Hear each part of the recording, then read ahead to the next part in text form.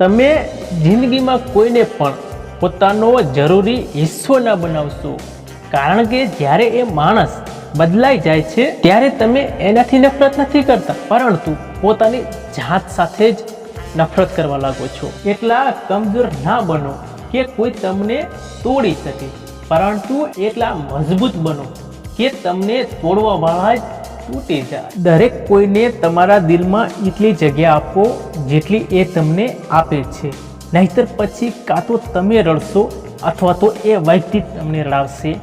ક્યારેક કેટલા લોકોએ અહેસાસ કરાવી દે છે કે તમે પણ ખાસ નથી એટલા એમની જિંદગીમાં. જ્યારે તમે બધા શબ્દોને ભૂલાવીને કોઈ એક વ્યક્તિની પાછળ પાગલ થઈ જાઓ છો, કોઈ માણસ પર નિર્ભર રહો છો, કોઈ એક માણસની ઉમ્મીદ રાખો છો અને એ જ માણસ તમારી ઉમ્મીદ પૂરી નથી કરી શકતું, ત્યારે દિલ તૂટી જાય છે. દરેક કોઈ ઈચ્છે છે કે લોકો તેમની ભાવનાઓને સમજે, પરંતુ કોઈ એ કોશિશ નથી કરતા કે તે બીજાઓની ભાવનાઓને પણ સમજે. તસવીરોમાં સાથે હોવું અને તકલીફોમાં સાથે હોવું, આ બંનેમાં ખૂબ જ ફરક હોય છે. પરેશાની જિંદગીનો હિસ્સો છે, એ નહીં આવે તો માણસ પ્રગતિ કેવી રીતે કરી શકશે? પરેશાની જ માણસની જિંદગી જીવવાનો સાચો મતલબ શીખવાડે છે અને વ્યક્તિને મજબૂત બનાવે છે. જો તમે જીવનમાં અંધારાથી દૂર થવા માંગો છો તો તમારા જીવનમાં સારા વિચારોનો દીવો પ્રગટાવવો જ પડશે.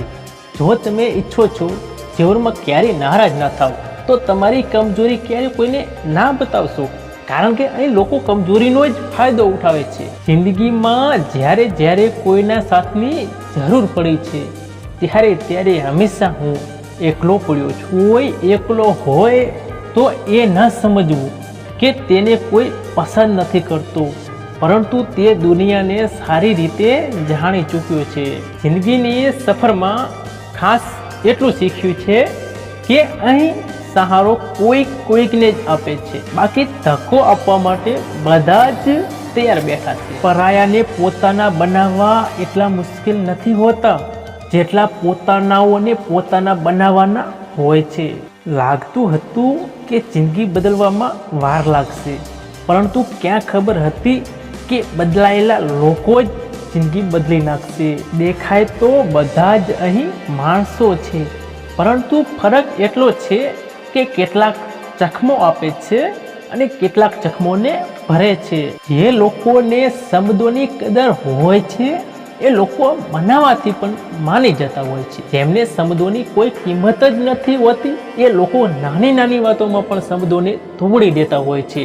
ક્યારે પણ તમારા સંબંધને બીજા શબ્દોની સાથે સરખાવવાની કોશિશ ના કરતા, કારણ કે બધાનો પ્યાર કરવાની રીત અલગ અલગ હોય છે. મનુષ્યનું જીવન પોતાના કર્મોથી ચાલે છે. માણસ જેવા કર્મ કરે છે એવું જ એનું જીવન હોય છે. ચાહવા વાળા તો આ દુનિયામાં દરેક જગ્યાએ મળી જાય છે, પરંતુ જે લોકો દિલથી સંબંધ નિભાવવા વાળા છે ને એ જ નથી મળતા.